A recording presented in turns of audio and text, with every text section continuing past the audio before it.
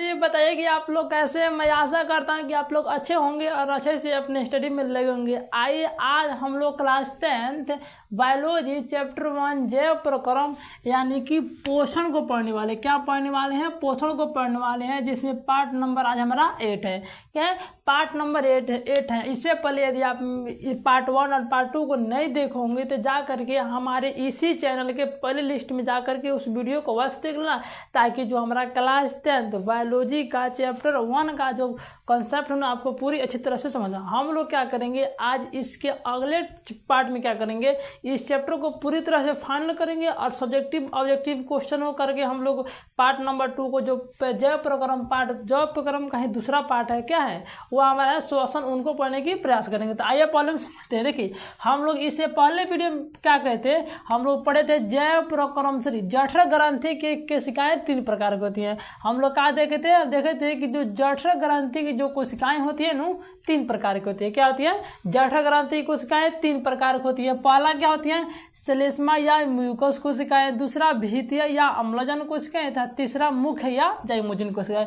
यहाँ तक हम लोग काल देख चुके थे। कहते यहाँ तक हम लोग काल देख चुके थे। हम लोग क्या करेंगे, उससे आगे क्या करेंगे समझने की प्रयास। देखिए क्या था, हम लोग ये क्या था, जठर ग्रंथि पढ़े थे। क्या बोले थे? जठर ग्रंथि। देखिए जठर ग्रंथि क्या होगा, जब ये तीनों जो कोशिकाएं थे, तीनों कोशिकाओं को जब एक साथ एकत्रित कर जाएगा, मिला दिया जाएगा, तो ये हमारा क्या कराएगा, जठर ग्रंथि कहलाएंगे। ये इतना हो गया। लेकिन इन जठर ग्रंथि से स्रावित होने वाले जो एंजाइम होते हैं उनका नाम क्या है? क्या है? तो लिखा गया है कि इन तीनों बोले या जठर ग्रंथि से स्रावित रस जठर रस कहलाता है। यानी कि जठर ग्रंथि से बोलिए या इन तीनों से मिला करके जो रस स्रावित होता है, ठीक है, उसे क्या बोलते हैं? तो उसे हम लोग जठर रस बोलते हैं, यानी कि डाइजेस्टिव जूस बोलते हैं। जठर रस का इंग्लिश क्या होता है?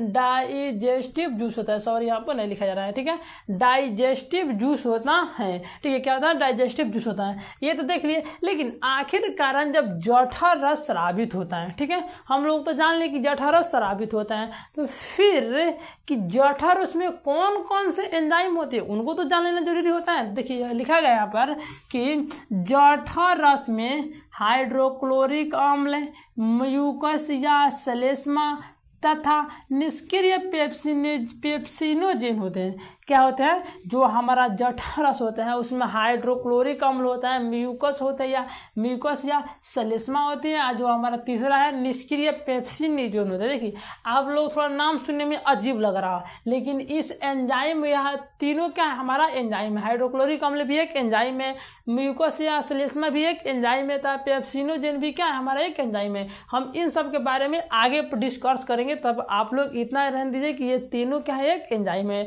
और कहाँ से स्रावित होते हैं? तो जठर रस में उपस्थित होते हैं, जो कि जठर ग्रंथि से स्रावित होते हैं। ठीक है, एक बहुत इंपॉर्टेंट पॉइंट लिखे हैं कि जो म्यूकस या श्लेष्मा होते हैं ना, क्षारीय एंजाइम है। यानी कि जो ये हमारा म्यूकस था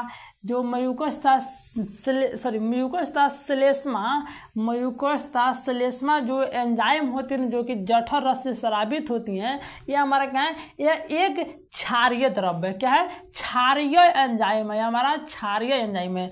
और हाइड्रोक्लोरिक अम्ल तो हम लोग जानते हैं। तो आप लोग फिजिक्स में आप पढ़े होंगे कि जब अम्ल क्या होता है, अम्ल प्लस क्षार मिलता है तो क्या बनाता है? लवण बनाता है। क्या बनाता है? लवण बनाता है। अम्ल और क्षार मिलता है तो लवण बनाता है। तो यहाँ पर हमारा क्या हो गया, हाइड्रोक्लोरिक अम्ल हो गया, म्यूकस श्लेष्मा क्या है, एक क्षारीय पदार्थ हो गया।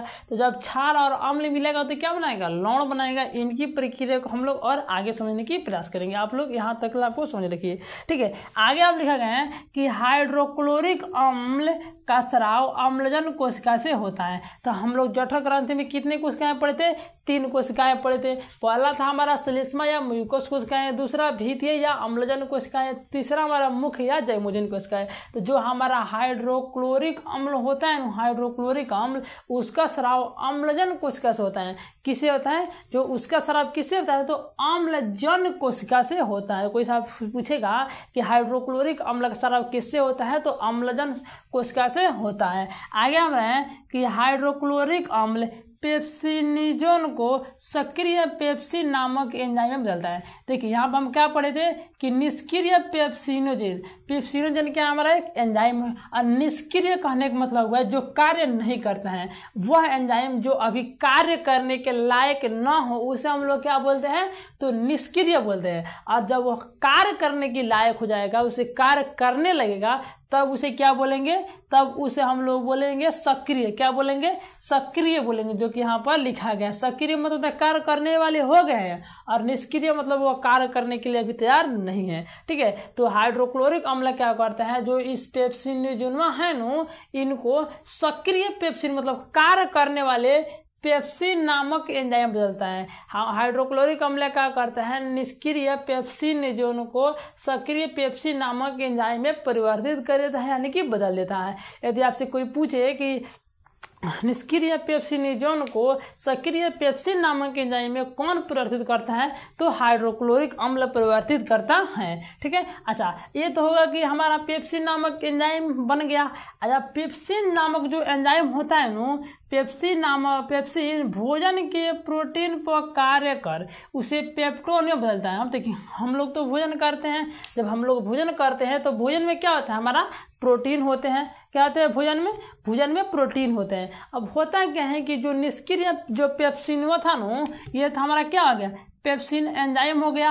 और इसने क्या किया कि भोजन के पेप्सिनो जो था, भोजन के प्रोटीनवा पर कार्य करके मतलब उसके पचा करके किसमें बदल दिया, तो पेप्टोन में बदल दिया। क्या होता है, पेप्सिन भोजन के प्रोटीन पर कार्य करके पेप्टोन में बदल देता है। यहाँ तक हो गया। अब है कि हाइड्रोक्लोरिक अम्ल जीवाणुनाशक की तरह कार्य करता है तथा भोजन के साथ आए बैक्टीरिया को नष्ट करता है। अब है कि जो हाइड्रोक्लोरिक अम्ल होता है जीवाणुनाशक की तरह कार्य करता है और भोजन के साथ आए बैक्टीरिया को नष्ट करता है। फिर कैसे, आप लोग बताइए कि हम लोग इतना जानते हैं कि जो वातावरण है, हमारे आसपास की जितने भी वातावरण है, सभी में क्या है, सूक्ष्म जीव उपस्थित होते हैं, छोटे छोटे जीव क्या होते हैं, उपस्थित होते हैं। ठीक है, ये तो हो गया। तो मान के लिए कि जब छोटे छोटे जीव पर हम मान चलिए हमको भोजन करना है, तो भोजन कहाँ पर करेंगे, खुले स्थान में, मतलब कि अपने घर में। मान चलिए हमको टेबल पर आके खाना खाए, तो जब टेबल पर आके खाना खाए तो हुआ क्या कि हमारे वातावरण में तो छोटे छोटे सूक्ष्म जीव हैं, उन्होंने क्या किया, आ करके इस भोजनों पर क्या होगा, आ करके बैठ गई।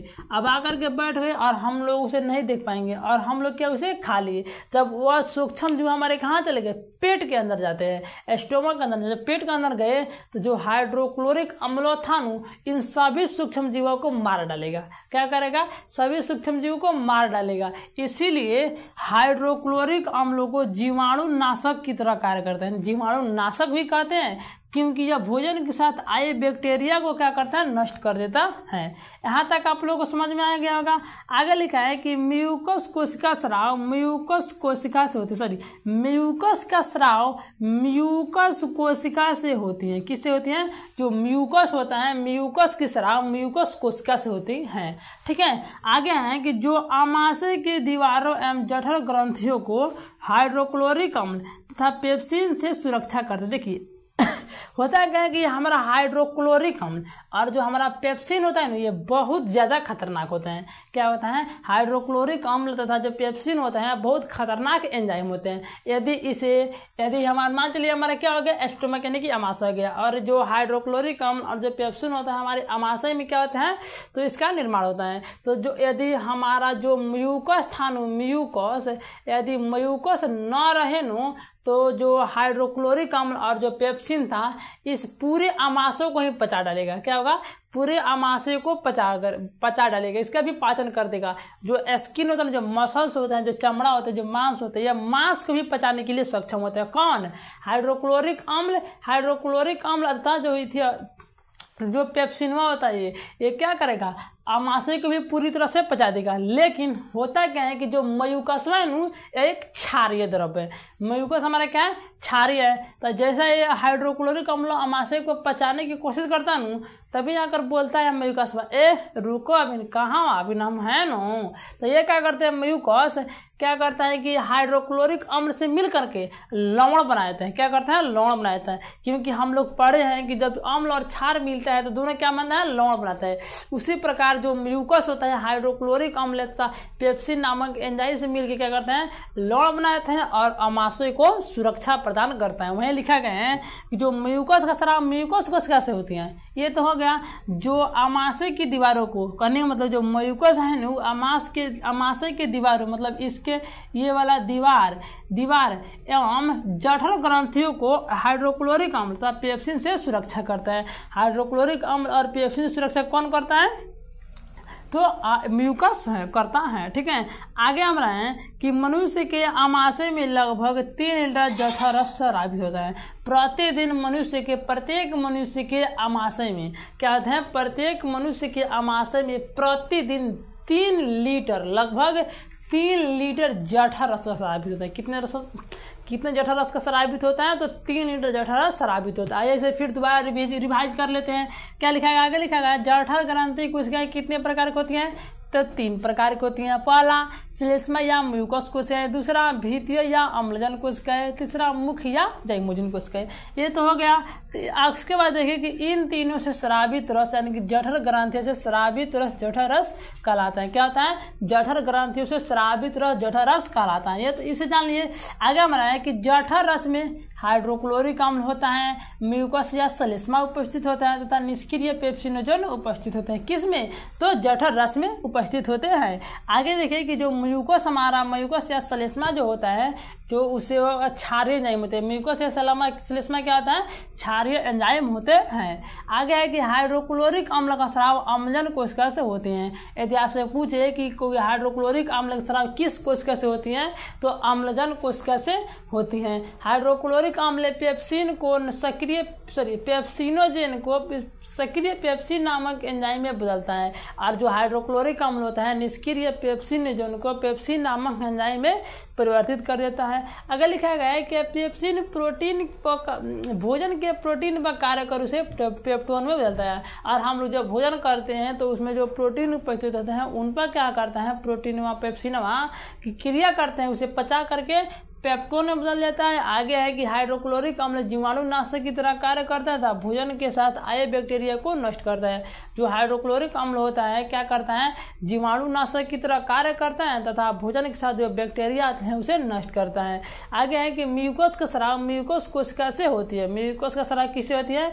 म्यूकस कोशिका से होती है जो आमाशय की दीवारों एवं जठर ग्रंथियों को जठर ग्रंथियों को हाइड्रोक्लोरिक अम्ल और पेप्सिन से सुरक्षा करता है। कौन? तो म्यूकस कोशिकाएं करती हैं। आगे है कि मनुष्य के आमाशय में लगभग 3 लीटर जठर रस का स्राव होते हैं। अब हम लोग क्या करते हैं? इनसे आगे देखने की प्रयास करते हैं। ठीक है कि आमाशय में या क्या देखेंगे कि आमाशय में कभी कभी अधिक अम्ल का स्राव होता है। कहने का मतलब है कि आमाशय में क्या होता है? कभी कभी अधिक हाइड्रोक्लोरिक अम्ल, यहाँ पर हाइड्रोक्लोरिक छूट गए हैं, हाइड्रोक्लोरिक अम्ल का स्राव होने लगता है तो म्यूकस की मात्रा कम हो जाती हैं जिसके कारण आमाशय की दीवार में आंतरिक घाव हो जाते हैं जिसे पेप्टिक अल्सर कहते हैं। देखिए कहने का मतलब हुआ कि होता क्या है कभी कभी आमाशय में कि जो हाइड्रोक्लोरिक अम्ल होता है ना उसका मात्रा अधिक हो जाता है, अधिक स्रावित होता है और जो म्यूकस होता है यानी कि जो क्षारीय था उसकी मात्रा बहुत कम हो जाती है। ठीक है, क्या होता है? म्यूकस की मात्रा कम हो जाती है, हाइड्रोक्लोरिक अम्ल की मात्रा बढ़ जाती है जिससे क्या होता है कि जो लवण बनने की प्रक्रिया होती है धीमी जाती है। कहने का मतलब है जो म्यूकस की संख्या था कम हो जाती है तो हाइड्रोक्लोरिक अम्ल क्या करता है? जो आमाशय है ना, आमाशय इनकी जो है दीवार इन्हीं पर क्या करता है? इन्हीं पर क्या करते हैं? अटैक करता है और अटैक करके वहाँ पर घाव बनाते हैं। क्या बनाते हैं? वहाँ पर घाव बनाए थे, वहाँ पर जला देता है। जिस घाव को हम लोग क्या बोलते हैं? तो उस घाव को हम लोग पेप्टिक अल्सर बोलते हैं। क्या बोलते हैं? उस घाव को हम लोग पेप्टिक अल्सर बोलते हैं। लिखेंगे कि आमाशय में कभी कभी अधिक हाइड्रोक्लोरिक अम्ल बन जाने के कारण म्यूकस की मात्रा क्या होती है? कम हो जाती है जिससे आमाशय की आंतरिक दीवारों पर कुछ घाव बन जाते हैं, जिसे हम लोग पेप्टिक अल्सर कहते हैं। अब होता है कि पेप्टिक अल्सर होता कैसे, उनको देख लेते हैं। तो लिखा गया है कि ऐसे व्यक्ति जो बिना भोजन किए अर्थात भूखे रह जाते हैं, उसे पेप्टिक अल्सर होने की अधिक संभावना होती है। कहने का मतलब है कुछ ऐसे भी व्यक्ति होते हैं जो क्या करते हैं, लंबे समय तक भोजन ही न करते हैं, लंबे समय तक भूखे रह जाते हैं। उन व्यक्ति में पेप्टिक अल्सर होने की क्या होती है, संभावना जो होती है बहुत अधिक बढ़ जाती है। क्या होती है, बहुत अधिक बढ़ जाती है। ये हो गया। आगे लिखा गया है कि वसा का आंशिक पाचन एंजाइम गैस्ट्रिक लाइपेज के द्वारा होता है। गैस्ट्रिक लाइपेज वसा को वसा अम्ल एवं ग्लिसरॉल में परिवर्तित करते हैं। कहने का मतलब है कि जो वसा का जो आंशिक पाचन होता है वो वसा का आंशिक पाचन गैस्ट्रिक लाइपेज के द्वारा होता है। ऑब्जेक्टिव प्रश्न पूछा जाएगा वसा का पाचन किसके द्वारा होता है, तो लाइपेज के द्वारा या गैस्ट्रिक लाइपेज के द्वारा। और जो गैस्ट्रिक लाइपेज होता है वसा को वसा अम्ल, ठीक है, क्या करता है, वसा को वसा अम्ल या ग्लिसरॉल में परिवर्तित करता है। क्या करता है, वसा को वसा अम्ल एवं ग्लिसरॉल में परिवर्तित करते हैं। कौन, तो गैस्ट्रिक लाइपेज वसा पर क्रिया करके वसा को वसा अम्ल या ग्लिसरॉल में परिवर्तित कर देता है। यहाँ तक लिख लिए। आगे क्या लिखा गया है कि आमाशय में अब भोजन गाढ़े लेई की तरह हो जाता है, जिसे कायम करते हैं। अब होता क्या है कि इन सभी प्रक्रियाओं को होने के बाद मुख में कुछ भोजन को काटा गया, क्या मुख में कुछ भोजन का पाचन हुआ, ग्रासनी में या फिर आमाशय में, या आमाशय में जब पूरी प्रक्रिया होती है तो जो भोजन होता है ना गाढ़े लेई की तरह होता है। किस प्रकार होता है, तो गाढ़े लेई की तरह हो जाता है, जिसे हम लोग क्या कहते हैं, जिसे हम लोग कायम कहते हैं। क्या कहते हैं, जिसे हम लोग कायम कहते हैं। भोजन गाढ़े लेई की तरह होता है जिसे हम लोग कायम कहते हैं। यहाँ तक आप लोगों को समझ में आ गया होगा। देखिए ये हमारा आमाशय की पूरी खिस्सा खत्म। आमाशय को देख लिए। अब हम लोग देखेंगे छोटी आंत के बारे में। क्या देखेंगे, छोटी आंत के बारे में। छोटी आंत के बारे में कुछ जानकारी लेकर के आए हैं और कुछ इसे अगले वीडियो में देखेंगे। और हम लोग क्या करेंगे, इस चैप्टर को कल बिल्कुल तरह से फाइनल कर देंगे। ठीक है, तो क्या लिखे गया है छोटी आंत में, लिखा गया है छोटी आंत आहार नाल का सबसे लंबा भाग है। यदि पूछा जाए कि आहार नाल का सबसे लंबा भाग क्या है, तो छोटी आंत। छोटी आंत क्या है, तो आहार नल की सबसे लंबा भाग है। क्या है, आहार नल की सबसे छोटी आंत हमारी आहार नल की सबसे लंबा भाग है। यह बेलनाकार रचना है, बेलनाकार रचना है। कहने का मतलब है, देखिए जो छोटी आंत होती है वह सीधा नहीं होती है, बल्कि इस प्रकार ये हमारा क्या है, ये हमारा छोटी आंत है। तो आप देख रहे होंगे ये छोटी आंत है कभी इस तरह से टेढ़ा मेढ़ा हुआ है। टेढ़ा मेढ़ा करने का मतलब कि जो छोटी आंत है वह एक बेलनाकार रचना होती है। ठीक है, ये हो गया। आगे हमारा है कि आहार नाल के इस भाग में पाचन की क्रिया पूर्ण होती है। और आहार नाल के जो छोटी आंत होता है, आहार नाल के इस भाग यानी कि छोटी आंत में पाचन की क्रिया पूर्ण होती है। क्या होती है, पाचन की क्रिया किसमें पूर्ण होती है, तो छोटी आंत में जो पाचन की क्रिया होती है मुख्य रूप से पूर्ण होती है। ठीक है, तो मुख्य रूप से किसमें पूर्ण होती है, तो छोटी आंत में। आगे लिखा गया है कि मनुष्य में छोटी आंत की लंबाई 6 मीटर तथा चौड़ाई 2.5 मीटर होती हैं। क्या होता है कि मनुष्य में क्या होता है, जो छोटी आंत की लंबाई होती है कितनी, 6 मीटर होती है, और जो उसकी चौड़ाई होती है 2.5 मीटर होती हैं। विभिन्न जंतुओं में छोटी आंत की लंबाई भिन्न भिन्न होती हैं। जैसे शाकाहारी जंतु में छोटी आंत की लंबाई अधिक होती है क्योंकि सेल्यूलोज का पाचन ठीक से हो सके, तथा मांसाहारी में भोजन का पाचन अपेक्षाकृत सरल होता है, इसलिए मांसाहारी जंतु में छोटी आंत की लंबाई कम होती है। कहने का मतलब हुआ कि जो शाकाहारी जंतु होते हैं ना उनमें क्या होती है कि जो छोटी आंत की लंबाई होती है वो अधिक होती है। क्यों होती है, क्योंकि सेल्यूलोज का पाचन हो सके। किसका पाचन हो सके, तो सेल्यूलोज का पाचन हो सके। कहाँ पे लिखा गया, यहाँ पे है, सेल्यूलोज का पाचन हो सके, क्योंकि क्या कहते हैं, सेल्यूलोज का पाचन हो सके। जबकि जो मांसाहारी जो भोजन की प्रक्रिया होती है अपेक्षाकृत सरल होती है, यानी कि इसे छोटी होती है, तथा इसलिए जो मांसाहारी जंतु में छोटी आंत की लंबाई थोड़ी कम होती है। किन से, तो शाकाहारी जंतुओं से। इससे एक बार क्या करते हैं, रिवाइज कर लेते हैं और लिख लेंगे। तो आज लिखे है कि अमाशय में कभी कभी क्या होता है, अधिक अम्ल का स्राव होने लगता है, जिससे म्यूकस की मात्रा कम हो जाती है, जिसके कारण अमाशय की दीवारों में आंतरिक घाव हो जाता है, जिसे पेप्टिक अल्सर कहते हैं। ऐसे व्यक्ति जो भोजन किए अर्थात भूखे रह जाते हैं, उसे पेप्टिक अल्सर होने की अधिक संभावना होती है। आगे क्या है कि वसा का वांशिक पाचन एंजाइम गैस्ट्रिक लाइपेज के द्वारा होता है। गैस्ट्रिक लाइपेज वसा को वसा अम्ल एवं ग्लिसरॉल में परिवर्तित कर देता है। ठीक है, ये हो गया। आगे है कि अमाशय में अभोजन गाढ़े लेई की तरह हो जाता है, जिसे कायम कहते हैं। ठीक है, आगे छोटी आंत में देखा जाए तो छोटी आंत आहार नल का सबसे लंबा भाग है। यह बेलनाकार रचना है। क्या है? बेलनाकार रचना है। आहार नाल के इस भाग में पाचन क्रिया पूर्ण होती है। कहने का मतलब है कि आहार नाल की छोटी आंत में क्या होती है, पाचन क्रिया पूर्ण होती हैं। मनुष्य में छोटी आंत की लंबाई 6 मीटर तथा बड़ी आंत तथा चौड़ाई 2.5 मीटर को कहते हैं कि छोटी आंत की लंबाई 6 मीटर तथा बड़ी तथा चौड़ाई कितनी होती है, 2.5 मीटर होती है। विभिन्न जंतुओं में छोटी आंत की लंबाई भिन्न भिन्न होते हैं। जैसे शाकाहारी जंतु में छोटी आंत की लंबाई अधिक होती है। ठीक है, अधिक होती है क्योंकि सेलुलोज का पाचन ठीक से हो सके। यदि आपसे कोई पूछे कि जो छोटी आंत की लंबाई होती है शाकाहारी जंतुओं में अधिक होती है, क्यों? क्योंकि सेलुलोज का पाचन हो सके। अर्थात जो मांसाहारी में होती है कम होती है, क्योंकि जो मांसाहारी भोजन की प्रक्रिया होती है अपेक्षाकृत सरल होती है। किन से? तो शाकाहारी से सरल होती हैं, इसलिए मांसाहारी जंतु में जो छोटी आंत की लंबाई है थोड़ी कम होती है। ठीक है, आज के लिए इतना ही रहने देते हैं और मिलते हैं इससे अगले टॉपिक के साथ और इसके अगले वीडियो में। यदि आपको वीडियो अच्छा लगा हो तो कमेंट बॉक्स में जरूर बताएं और अपने एक मित्र के पास शेयर जरूर करें। तब तक के जय हिंद।